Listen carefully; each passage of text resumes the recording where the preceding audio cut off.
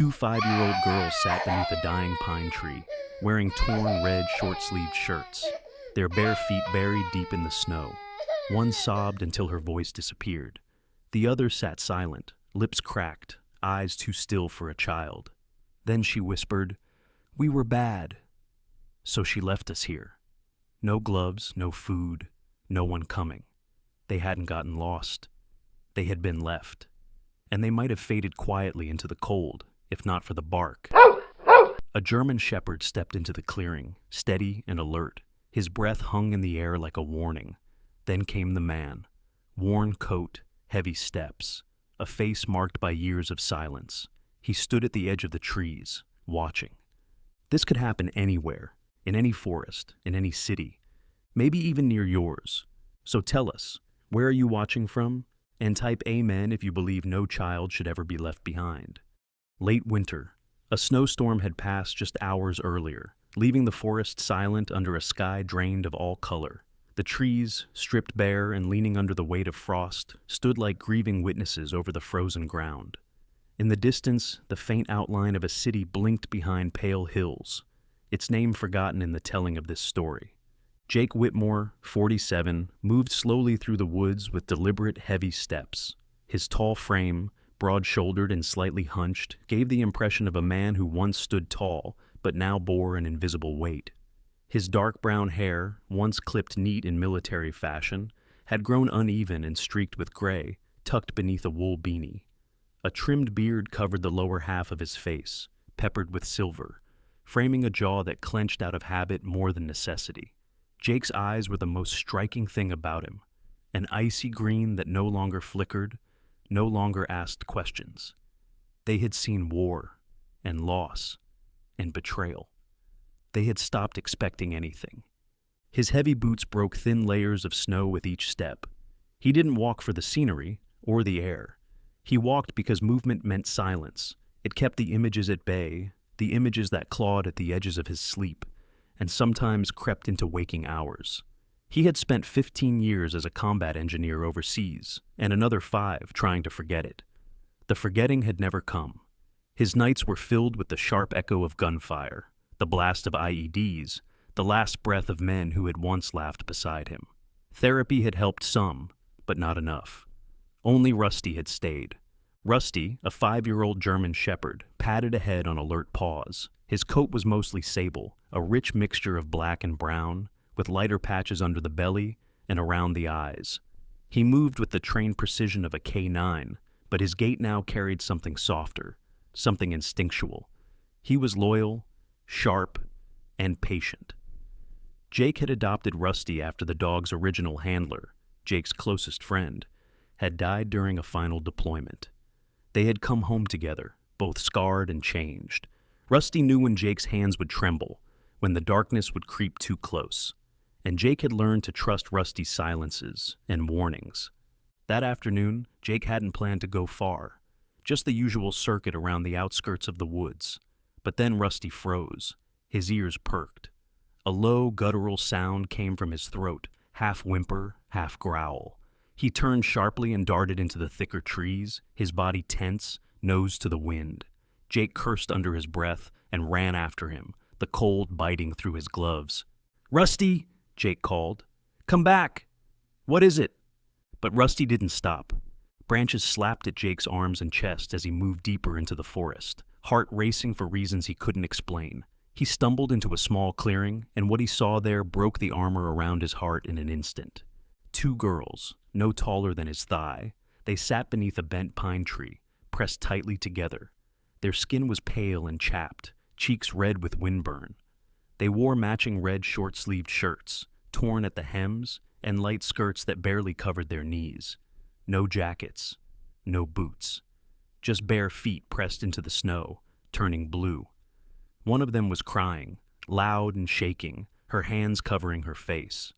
The other sat still, lips split from cold, eyes wide with something too old for her age, something hollow. Rusty didn't bark. He approached them slowly, gently, tail low. He let out a small whine and nuzzled the crying girl's hand. She flinched at first, then let her fingers touch his fur. The other girl stared at Rusty, her lips barely moving. Ruby, she whispered. Rosie, the crying one added, as if the names were passwords. Jake knelt slowly, removing his gloves. The cold bit his skin, but he didn't care. He reached out cautiously. Hey there, he said, voice low and shaking. It's okay. You're safe now. The girls didn't respond, but neither ran. The one named Ruby kept her gaze fixed on Rusty, as if drawing heat from his presence. Jake pulled off his coat and wrapped it around their shoulders. It swallowed them both. I need to get help, he muttered to himself, fumbling for the phone in his pocket. The touchscreen wouldn't respond at first, frozen like his fingers. Finally, a signal flickered. 911, what is your emergency? A voice answered. This is Jake Whitmore, he said quickly. I'm in the woods about a mile northeast of the edge of town. I found 2 kids. They're alive but freezing. Probably 5 years old. No shoes, no coats. They need help. The dispatcher's voice changed instantly. Do you know their condition? They're awake. One's crying. Both are hypothermic for sure. I've covered them with my coat. We're tracking a snow system headed that way. All emergency vehicles are grounded for the next 2 hours due to road closures. Can you shelter them temporarily? Jake hesitated. Yeah, I have a cabin nearby. Can you keep them warm? We'll send responders as soon as it's safe. Jake looked at the girls again. Rosie had curled into her sister. Ruby rested her hand on Rusty's back like he was the last thing in the world she trusted. I'll take care of them, he said. Just tell them to hurry. We'll check in with you every 15 minutes, the voice said. Stay on the line if you need anything. Jake hung up and reached for the girls gently. We're gonna walk now, okay? Just a little. Rusty will lead us. Ruby stood first. Rosie clung to her. Their legs were trembling, but they followed Rusty without a word. Jake didn't ask questions. He didn't push. He just walked through the snow with 2 broken children and 1 good dog. The snowstorm showed no sign of stopping. Thick curtains of white lashed against the windows, muting the world outside into a muffled gray. Inside the small wooden cabin, Jake moved with slow care, still processing what had just happened. 2 little girls, 5 years old, barely dressed, nearly frozen, were now curled up on his worn sofa, wrapped in a quilt that smelled faintly of cedar and old smoke.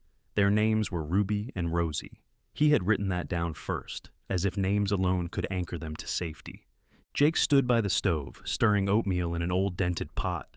The girls hadn't said much, only whispered their names after Rusty had gently nudged their tiny hands with his nose. Rusty lay on the floor now, his body stretched between the girls and the door like a silent barrier. His ears twitched with every groan of the wind. Jake was no parent. He wasn't even a good uncle.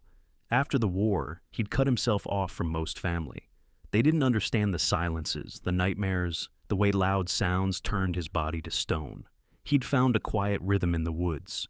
Chop wood, feed Rusty, walk the same loop each day. But nothing about this was quiet. He glanced over his shoulder. Ruby was still holding Rosie's hand beneath the blanket. Neither girl had touched the clothes he'd set out, though their soaked shirts had begun to dry near the fire. Their faces were pale, lashes crusted with frost melt. They didn't cry. That somehow made it worse. Jake brought over the 2 bowls, setting them gently on the low table.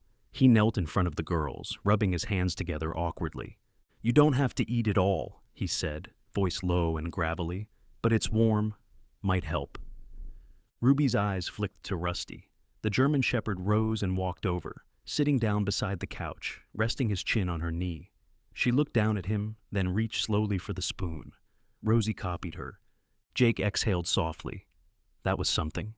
The cabin was old but steady. Built by his grandfather, repaired by his father, and now his by default. There was no electricity, only lanterns and the hum of the old propane stove. He fetched more blankets from the storage trunk, along with 2 faded thermal shirts and a pair of thick socks each. He turned his back while they changed under the covers, muttering apologies he wasn't sure they heard. Afterward, he sat back at the table, flipping open his leather-bound notebook. He documented everything. Their condition, what they ate, what they wore, and how they responded. He'd called the sheriff earlier, as protocol demanded. The line had cut in and out, but the dispatcher had been clear. Keep them safe. We'll check in again at first light. Roads are closed for now. Jake wasn't trained for this. He'd once kept a fire team alive under sniper fire, but now He wasn't sure whether warm oatmeal and silence were enough.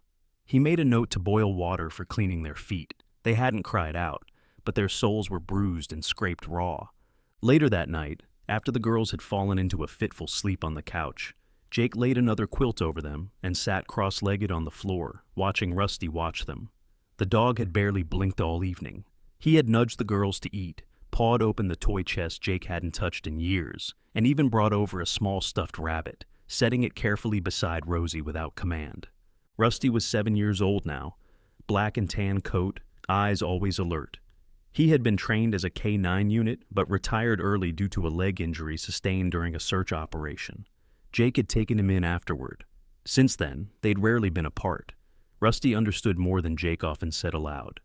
"Looks like you're the only reason they trust us," Jake murmured. Rusty's tail thumped once, then went still. Outside, the wind roared like a dying giant. Jake leaned his head back against the wall, staring at the shadows on the ceiling. Memories came in fragments. Dust, blood, metal, the sound of a voice screaming under rubble. He closed his eyes tightly. He wasn't supposed to let people in. But they hadn't knocked. They had been there, in the snow, waiting to disappear. He rose and rummaged through the pantry for more supplies.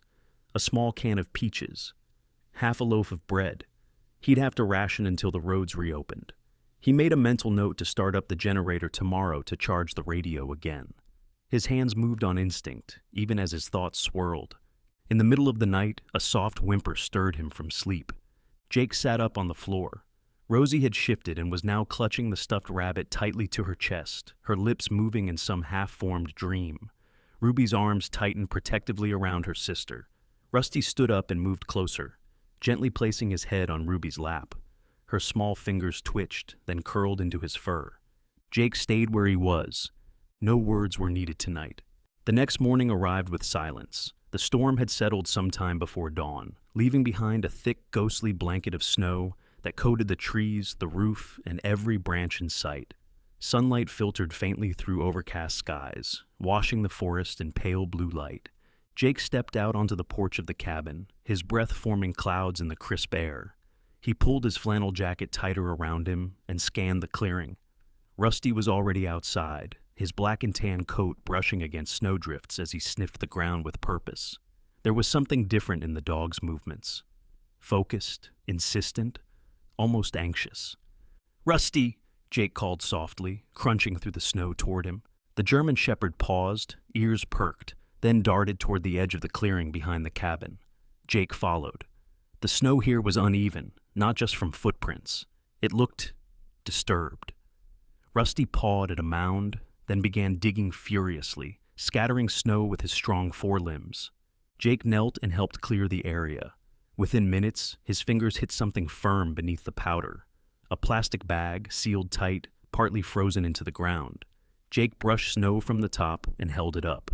Inside were documents, creased but dry, a set of printed papers, 2 photographs, and a faded blue folder. Rusty whined softly. Jake brought the bag inside, laying the contents out on the table under the warm glow of the lantern. Ruby and Rosie were still asleep, curled like kittens on the couch, Rusty now resting near their feet. Jake carefully unfolded the documents, heart thudding as he read. The first was a worn letter from a county court, stamped and dated nearly 3 years ago. It named a woman called Elaine Mercer as the temporary guardian of 2 minors, Ruby and Rosie Clifton. The document cited the biological mother, Anna Clifton, as being incapacitated due to a motor vehicle accident. The next paper was a copy of a state-issued benefits card, with Elaine's name and the 2 children listed as dependents. Another file was a photocopy of Elaine's driver's license, early 30s, pale eyes, high cheekbones, straight blonde hair. She looked cold even in her photo. The final items were 2 photographs. One was of the twins, about 2 years old, playing in what looked like a daycare room, wearing identical pink pajamas. The other was a candid shot. Elaine crouched in front of them, not smiling, holding one of the girls by the shoulders. It wasn't a warm scene. Something in her posture was stiff, distant. Jake stared at the photo. He didn't recognize the woman, but a feeling stirred, discomfort more than familiarity. He folded everything back into the folder and turned on the radio. The connection was still patchy. but after several tries, he managed to reach the county sheriff's department. "This is Jake Hawthorne," he said, clearing his throat. "I've got 2 children with me, and I found something that might help your investigation." On the other end, a deep, gravel-lined voice answered. "This is Officer Monroe. You're the one who reported finding 2 missing minors yesterday?" Jake confirmed, relaying what he had discovered in the snow. Monroe listened closely, then asked him to read the name on the documents again. "Elaine Mercer," Jake repeated. A pause. "We've been looking for that name for a while," Monroe muttered. "She vanished 2 months ago after being evicted from a trailer out by Pine Hollow. No one's seen her since." Jake frowned. "And the girls? What happened to their mother?" Monroe's tone softened. "Anna Clifton. She was in a coma for years. Car accident, as you read, but she came out of it last month. Memory's spotty, can't remember the last few years. She asked about her girls." Jake's grip on the radio tightened. "She said Elaine was supposed to bring them to her once she got better," Monroe continued. "But when Anna called, Elaine never answered. We put out a report, but no one prioritized it until now." Jake looked toward the couch. The girls were stirring now, small figures under layers of wool and cotton, still not speaking, but breathing steadily. "Send us what you found," Monroe instructed. "You've already done more than most would. I'll run this through the system and update the case." Jake promised to scan the documents when he could and stayed on the line as Monroe explained the next steps. They couldn't reach the cabin yet due to road conditions, but a patrol would come once the snowplows passed the outer forest line. In the meantime, Jake was officially recognized as temporary custodian under emergency shelter protocol. After the call ended, Jake sank into his chair, letting the warmth of the stove settle into his bones. Elaine Mercer. The name echoed in his head. Why bury the documents? Why not simply leave the children at a station, a shelter, anywhere? Why here? Rusty shifted, rising and walking back to the door. He barked once, short and clipped. Jake followed, stepping back into the snow. The prints around the plastic bag had been nearly covered by snowfall, but not completely.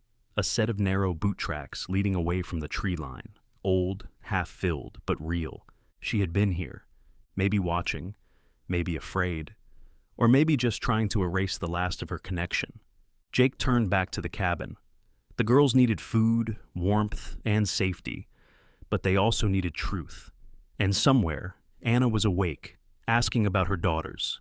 Jake made another note in his journal, this time marking one word above the page: Elaine.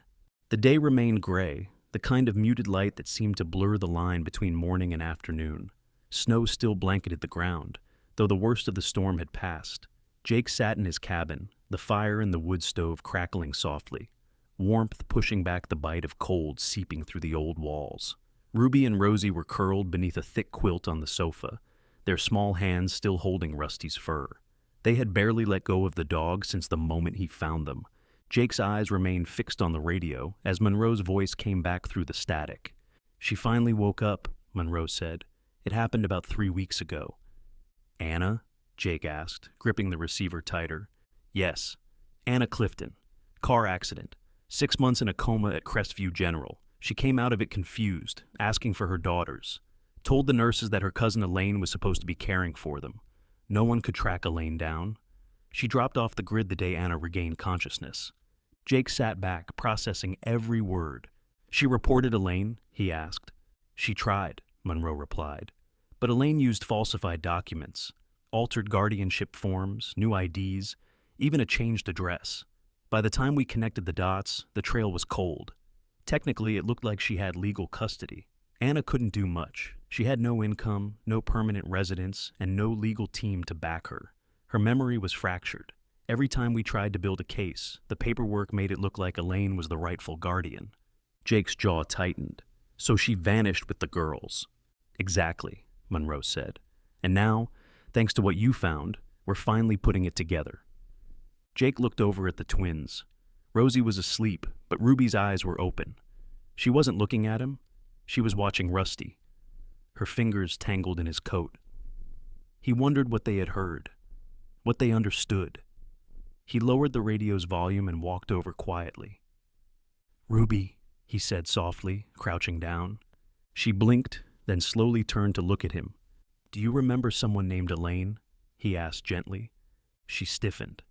Her eyes darted to Rosie, then back to Jake. He didn't push her. Instead, he placed his hand on Rusty's back and let the silence sit. Then Ruby did something he hadn't expected. She leaned forward, wrapped both arms around Rusty's neck, and whispered something into the dog's fur. Jake leaned closer. "She said," Ruby murmured so quietly Jake almost didn't catch it, "we were bad. So she left us." Jake felt his chest tighten. He swallowed hard. "No, sweetheart," he said softly, brushing her tangled hair back. "You weren't bad." Rusty licked her hand and nuzzled her side. She didn't pull away. Later that evening, Jake walked outside with Rusty. The air had turned brittle again. As he stepped around the back of the cabin to toss another armful of firewood inside, Rusty suddenly froze. His ears pricked, and he began to sniff the ground in tight, deliberate circles. Jake stood still, watching him. Rusty let out a low growl, not aggressive, but warning. "What is it, boy?" Jake whispered. Rusty padded to the edge of the tree line and stopped. There, half melted in the snow, was a single boot print. Jake knelt down. It was too large for a child, too small for his own. He spotted a second print just beyond the first, facing away. Someone had been here. Rusty sniffed the area again, circled once, and then returned to Jake's side. Jake didn't need to ask the question out loud. He knew. Elaine had come back, to check, to take them again, or worse. Jake glanced back at the cabin, heart pounding. He would need to secure the property, lock the windows, keep Rusty nearby at all times. Inside, Rosie stirred in her sleep and whispered for her sister. Ruby reached over and pulled her close. Jake sat near the fire that night with Rusty lying at his feet, watching the door. He didn't know what Elaine wanted, or what she might do now that the girls were no longer hidden. But if she returned, she wouldn't find the same man she had hoped to fool, and she wouldn't get past the dog who had saved those girls once already. The wind had returned with a vengeance that night. It howled through the pine trees like a chorus of broken voices, rattling the shutters on Jake's cabin and scattering snowflakes like shards of glass. The temperature had dropped sharply, enough that Jake had kept a fire blazing all day, and Rusty refused to leave the girls' side. Both Ruby and Rosie had curled up with him on the floor, blankets tucked around them, watching the flickering flames like children clinging to the last bit of light in a world too dark, too soon. Jake had barely slept since discovering the boot prints. He checked the windows again and again, made sure the doors were bolted, kept his old hunting rifle within reach. Something in his gut told him Elaine wasn't done. And he was right. It started with Rusty's growl, a low, guttural sound from deep within his throat. Then he was on his feet, tail stiff, ears pinned. Jake spun toward the front door, just as the old wooden latch jiggled. A shadow moved across the window. Jake didn't wait. He grabbed the rifle and eased toward the door, Rusty at his side. As he opened it, a blur of movement lunged from the darkness. It was her, Elaine Mercer. She was thinner than in the photograph Jake had found, too thin, with greasy hair tied back in a knot, and eyes like glass marbles rattling inside a skull gone too long without rest. Her coat was old, several sizes too big, hanging off her frame like a borrowed life. Her lips were cracked. One sleeve was torn, and clutched in her hand was something sharp. Jake stepped back just in time as she swung. Rusty sprang forward and sank his teeth into her arm. She shrieked, stumbled, tried to wrest herself free, but Jake was already on her, pinning her to the snow. "Monroe!" Jake barked into the radio strapped to his belt. "She's here! I've got her! Send backup!" Sheriff Monroe's voice crackled through the static. "ETA 3 minutes. Hold tight."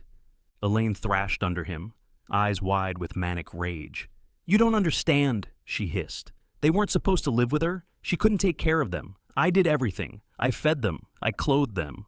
"You left them in the woods to die," Jake snapped, breath frosting in the air. "They were going to take the money away," she spat. "Without the payments, what was I supposed to do? I couldn't feed myself, let alone 2 little brats." Jake stared at her, horrified. Rusty remained planted beside him, his muzzle flecked with snow, watching her with cold, alert eyes. Sirens wailed in the distance, growing louder until flashing lights cut through the trees like searchlights in the fog. Monroe's SUV skidded to a halt, followed by 2 deputies in thick winter gear. They rushed to help restrain Elaine, who had begun sobbing uncontrollably. Sheriff Monroe was a broad-shouldered man in his early 50s, with dark graying hair, a thick mustache, and the tired expression of someone who'd seen too many endings and too few answers. His voice was low but firm. "You're done, Elaine." At the station, beneath flickering overhead lights, Elaine sat slouched in an interrogation room. Her hands were cuffed. Her face was pale.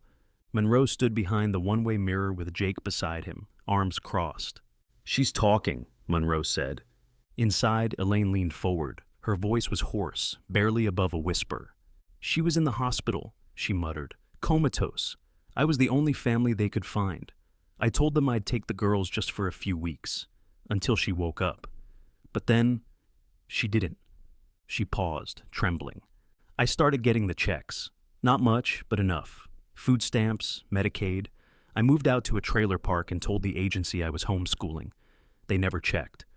I didn't think she'd wake up. But when I heard she did," her voice cracked. "I panicked. I told her the girls died in a fire. She believed me." Jake closed his eyes. The cruelty of the lie settled in his chest like a stone. "She never told anyone else," Monroe said, jaw clenched. "She went through years of thinking her children were gone." "She gave up fighting," Jake murmured. "She thought there was no one left to fight for," Monroe replied. Outside the glass, Elaine sobbed into her hands. Back at the cabin, Jake returned to find Ruby and Rosie still asleep, curled up with Rusty between them. The dog opened one eye as Jake entered, then closed it again as if to say, "It's done. I've got them." Jake sat on the floor beside the fire, back against the wall, and exhaled for what felt like the first time in days. He watched the flames dance, listened to the wind lessen outside, and thought about Anna, about the phone call she would receive in the morning, about the moment she would learn her daughters were alive.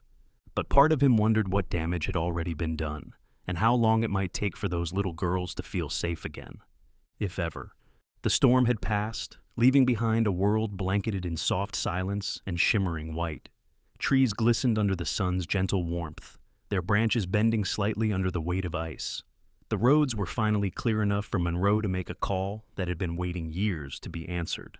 Anna Mercer arrived 2 days later. She stepped out of a government SUV that had driven her straight from the airport, her body trembling despite the wool coat tightly wrapped around her. She was 34, though sorrow had aged her more. Her figure was slight, barely 5'3", with tired green eyes and pale skin that hadn't seen much sun. Her auburn hair was twisted into a neat bun, the kind nurses wore to keep things professional, but her fingers kept brushing it nervously as she stood at the foot of Jake's cabin. She had become a nurse after waking from the coma, determined to never again feel powerless. But no training, no emergency room, no night shift had prepared her for this. "Are they?" she started, her voice cracking. Monroe, standing beside her, placed a reassuring hand on her shoulder. "They're safe. They're inside." Jake had been waiting, standing awkwardly in the doorway. His face was as weathered as the bark of the trees behind him, lines carved by both war and the quiet ache of isolation. Still unshaven, his graying beard was more salt than pepper, and he wore the same olive jacket and boots he always did. His shoulders, though broad and firm, hunched slightly under the weight of what was about to happen.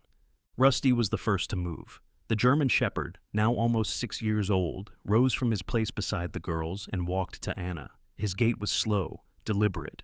He sniffed at her gloved hand, then pressed his head gently into her side and let out a soft huff, ears folding back. Anna dropped to her knees. "You remember me?" she whispered to Rusty. He didn't answer, of course, but he didn't need to. Behind him, the door creaked open. 2 little heads peered out. Ruby and Rosie stood close together, just as they had that night in the woods. Both wore slightly oversized sweaters and leggings borrowed from Jake's emergency box. Their torn red shirts replaced but not forgotten. Their blonde curls were neater now, brushed and tied back in matching ribbons, but their eyes still carried shadows too old for 5-year-olds. Anna didn't move. Neither did they. Then Rosie blinked. Her lips quivered. She took a tiny step forward. Ruby followed. Anna's voice cracked again. "My darlings, it's really me." Rosie paused, then looked up at her sister as if to ask permission. Ruby's eyes filled with tears. She stepped closer to Anna. "Mama," she whispered. "Mama, really?" And then the dam broke. The 2 girls ran forward and crashed into Anna's arms, sobbing so hard their small shoulders shook.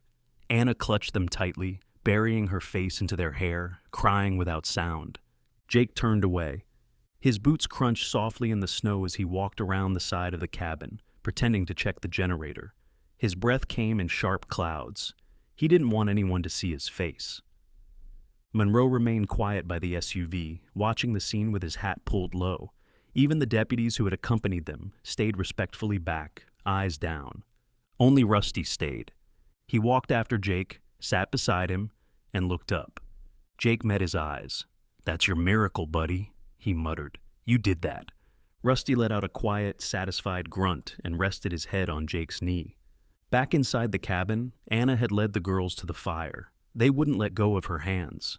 Ruby kept glancing up at her like she was afraid this was just a dream, that any moment now she'd wake up in another cold trailer with someone yelling. Jake eventually returned, keeping his distance at first, but Anna insisted he come in. She stood and extended a hand. "You're Jake?" He nodded. "Yes, ma'am." I don't have words," she said, tears brimming again. "You and your dog, you saved them." Jake looked down, then back at her. "Rusty found them. I just followed." Anna smiled, and for the first time, it looked real. "Then thank you for following." The hours passed slowly but gently. Monroe handled paperwork, quietly contacting child welfare to confirm the transition of custody. He told Anna she could stay in a nearby lodge for the next few days while arrangements were finalized. Jake offered the cabin, but she gently declined, not wanting to intrude further. Still, the girls refused to leave right away. That night, they slept by the fire again. Only this time with Anna curled between them, her arms wrapped around their small bodies. Rusty lay nearby, always watching. Jake stood in the doorway, silhouetted by moonlight, staring out into the endless trees. He had carried many ghosts with him into these woods, and for the first time, it felt like one of them had found peace. The courthouse loomed gray and cold, a stark monolith standing against a sky that had lost its color. It was the kind of morning that made everything feel heavier, the clouds pressing low over the town like a secret no one wanted to speak aloud. Elaine Mercer was led in through the side doors, wrists cuffed in front of her, eyes empty. She no longer wore her carefully styled hair or sleek tailored coats. The woman who once twisted paperwork to steal lives now appeared gaunt, her shoulder-length hair limp and faded, her once proud frame shrunken in a loose prison-issued gray sweater. Her lips trembled as she sat before the judge, but it was not from regret. It was from knowing her games were finally over. Jake sat in the second row, flanked by Monroe and a representative from child welfare. He wore his best clothes, which still meant a cleaned-up flannel, freshly brushed boots, and a solemn expression that had long ago learned not to shift unless necessary. His hands were clasped tightly in his lap. Rusty, freshly groomed for the occasion, sat by Jake's feet, his brown and black coat shining faintly in the soft light. Though officially not allowed in court, a special exception had been made. After all, he was no ordinary dog. The judge, an older woman named Margaret Bell, known for her firm but fair demeanor, read the charges aloud with an unwavering voice. "Elaine Mercer, you stand before this court charged with multiple counts, including falsification of legal documents, obstruction of justice, abandonment of minors, and prolonged psychological harm to dependents in your care." Elaine barely blinked. Monroe had provided an airtight case, paper trails, testimonies, and a timeline that mapped each of her actions with disturbing clarity. She had manipulated legal gaps, used her relation to Anna as a loophole, and cashed in state support while keeping the twins in near silence and neglect. But it was her final act, abandoning them in the forest to avoid further scrutiny, that turned the courtroom air cold. Anna had chosen not to testify. She had said all she needed to say in her victim statement, submitted in writing, full of quiet pain and tempered fury. It was her wish to let the justice system speak now, not her grief. After only 2 hours of deliberation, the court returned with the verdict. Guilty, on all counts. Judge Bell's voice dropped when she spoke the sentence. 15 years in a federal facility with no chance of parole for the first 8. Jake didn't smile. Neither did Monroe. There was no celebration in justice, just relief that no one else would be hurt. Later that week, a ceremony was held at the town's modest community hall. The air was lighter there, filled with warmth and quiet laughter, as neighbors gathered not to mourn, but to honor. Word of the rescue had spread beyond the region, and now local papers dubbed it the Rusty Redemption. Children wore pins shaped like paw prints. Old veterans saluted Jake with quiet respect.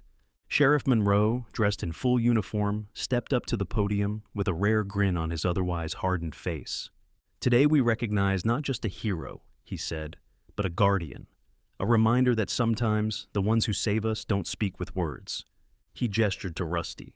The dog, sitting on a small stage next to Jake, perked up when he heard his name. He looked uncomfortable in the spotlight, glancing toward Jake as if asking permission to move. Jake gave a small nod. Monroe lifted a small red and gold ribbon with a bronze emblem shaped like a shield and placed it gently around Rusty's neck. "For extraordinary bravery and unwavering service in the protection of life," Monroe declared, "the North County Sheriff's Department awards Rusty the civilian K-9 Medal of Courage." The room erupted in gentle applause. Jake patted Rusty's side. "Told you they'd figure it out, boy." But it was Rosie, tiny and trembling, who stole the moment. The little girl wore a pale pink dress under a thick cardigan, her blonde hair brushed neatly for the first time in months. She held Ruby's hand, who stood quietly beside her in a matching outfit. Anna watched from the side, hands clenched in front of her mouth, unsure whether to cry or breathe. Rosie stepped up to the microphone, which Monroe lowered for her. Her voice was barely above a whisper, yet the room quieted instantly. "Rusty," she said, eyes wide as she looked toward the German shepherd. "He was the first to know we needed to be loved." Her words broke something in the air. An invisible thread of tension snapped into stillness. Jake swallowed hard. Even Monroe turned slightly away. After the ceremony, people came forward to greet Jake. Some offered firm handshakes. Others spoke about war, loss, and healing. Many bent down to pat Rusty, who wagged his tail politely but kept close to Jake's side. One visitor stood out. Her name was Linda Crowley, a psychologist who worked with trauma-exposed children. She was in her 50s, with silver-streaked black hair tied back and intelligent eyes behind thin glasses. She introduced herself to Jake and Anna with quiet professionalism. "I think the girls would benefit from animal-assisted therapy," she said. "Not just with Rusty, but in general. Their bond with him is strong. That trust is a good sign." Anna nodded gratefully. "Thank you. They've been sleeping better already, and they ask about him constantly." Jake smiled softly. "He doesn't mind visitors." Linda turned to Rusty. "You're going to help heal more than just those two, aren't you?" The dog lifted his ears as if in agreement. That night, back at the cabin, Jake lit a fire as snow drifted down again. The twins curled on the rug near Rusty, who watched them with sleepy eyes. Anna sat at the table, sipping tea, and Jake stood by the window, staring into the woods. He knew the hard days weren't over, but something had shifted. The silence in the forest didn't feel so empty anymore. The snow had begun to melt in Silver Hollow, drawing fine cracks across the thick blanket that had silenced the forest for months. In its place, muddy paths emerged, and patches of green peeked out like shy children. Winter wasn't over yet, but it had begun to loosen its grip. Jake's cabin, once a cold retreat buried in solitude, now buzzed with life. The faint scent of cinnamon drifted from the stove. There was soft humming in the hallway. Anna's voice. And, on the living room rug, Rusty sprawled out like a lion, his aging limbs gently curled around the twin girls who had fallen asleep against his warm fur. A month had passed since the trial. Anna had made her decision quickly. With help from Monroe and Child Services, she found a small rental near Jake's land, just close enough that Ruby and Rosie could visit the cabin every day, and just far enough to keep some structure. Jake had offered the space out of instinct, but hadn't expected her to say yes. Now, every morning brought a new sound: laughter. Jake stood at the porch rail, shirt sleeves rolled up, rubbing mud from his hands. His beard had grown a touch longer, and his shoulders had settled into a more natural posture. The stiffness that once haunted him had faded like an old bruise. His eyes still held storms, but they no longer spilled over. In the garden, Ruby knelt beside a wooden box filled with dark soil. Her blonde curls bounced as she turned toward him, holding up a small sprout like a trophy. She wore a thick red sweater, oversized and speckled with dirt. "Is this lettuce?" she asked with wide, hopeful eyes. Jake stepped down, squatted beside her. "It will be, if you stop poking it every 5 minutes. She grinned, and he couldn't help the small chuckle that escaped his lips. Inside, Rosie sat cross-legged by the fireplace, flipping through a weathered copy of The Velveteen Rabbit. Her voice stumbled over the words, but Anna patiently guided her, seated beside her in jeans and a forest green flannel. Anna's once pale face now glowed with color. She had let her hair grow out again, light brown waves tied loosely back, and her eyes had regained something they had long lost: peace. Rusty, now officially 10 years old, had taken up the role of guardian in full. His black and brown coat was brushed daily by the girls, and his tail wagged every time Rosie whispered secrets into his ears, or Ruby placed a leaf crown on his head. Jake had installed a new bookshelf in the cabin. It held more than just books now. Photos of the girls, drawings they'd made, even a framed badge Monroe had given him, for service beyond duty. Jake never mentioned it, but sometimes, when the fire burned low and everyone was asleep, he'd touch the corner of the frame and smile. One afternoon, as clouds gathered above the forest again, Monroe paid a visit. The sheriff arrived in his old Chevy truck, stepping out in a thick coat and his usual brown hat. His sharp eyes scanned the property like a hawk on patrol, but there was warmth in his nod when Jake met him at the porch. "Just checking in," Monroe said, handing over a manila envelope. "Some final paperwork for the relocation. Nothing urgent." He was in his late 50s, with weathered hands and a voice like gravel. His job had aged him, and losing his wife years ago had carved deeper lines into his face. But Monroe had found purpose in structure and in small victories like this one. Jake offered him coffee, and soon they sat on the porch steps, watching Ruby chase Rusty with a stick that was clearly too big for her to carry. "You ever think this would happen?" Monroe asked, sipping from his mug. Jake shook his head slowly. "No, I thought I was done." The sheriff glanced sideways. "You weren't. You just hadn't begun yet." As they talked, Anna stepped out, waving shyly to Monroe. Her smile was soft but real. She had started part-time work at the local clinic, offering pediatric support. The town welcomed her quietly. Some remembered her from years ago. Others only knew her as the woman whose children had returned. Inside that cabin, something had changed. Not in the structure, which remained weathered and uneven, but in its heart. There were still cracks in the walls and drafts through the windows. But there was music now. Anna humming in the mornings, the girls' footsteps on creaking floors, the thud of Rusty's tail against furniture. One night, as snow returned in a fleeting flurry, the fireplace crackled softly. Rosie had fallen asleep with her arms wrapped around Rusty's neck. Ruby lay curled near Anna, her thumb just brushing the edge of Jake's old flannel shirt. Jake sat in his chair, watching the flames. He held a red tin box in his hands, something the girls had given him. Inside were folded notes, small drawings, and a cookie long since crumbled into sugar dust. On the inside of the lid, Ruby had written in block letters, "Thank you for saving us."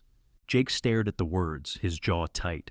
Rusty looked up, eyes calm and knowing. Jake whispered, "They all think I saved those girls, but it wasn't me, was it?" Rusty exhaled slowly and rested his chin back down. Jake leaned back in his chair. He didn't need an answer. Some homes didn't need new doors. They just needed people brave enough to stay. Sometimes, the miracles we pray for don't come with lightning from the sky, but in the silent loyalty of an old dog, the quiet bravery of a broken soldier, or the trembling hands of a child who just needs someone to stay. Rusty didn't have wings, but he was sent. Jake didn't ask to be a hero, but grace chose him. And those girls, Ruby and Rosie, they remind us that love, when given freely, can stitch even the deepest wounds back together. Maybe that's how God works, through unlikely souls, in forgotten woods, in moments we almost gave up. And maybe that cabin in the snow wasn't just a shelter. It was a place where heaven touched earth. So tonight, if you're watching this and wondering whether your pain still has purpose, remember, the light still finds its way through snow. Stay kind, stay open, and trust that your Rusty, your moment, your miracle will come too. May God bless every heart listening tonight. If this story touched you, please don't forget to share it with someone who needs hope today. Leave a comment below and tell us what moved you most. Subscribe to our channel for more stories of love, faith, and second chances. And may you always find your way home, no matter how long the winter. Amen.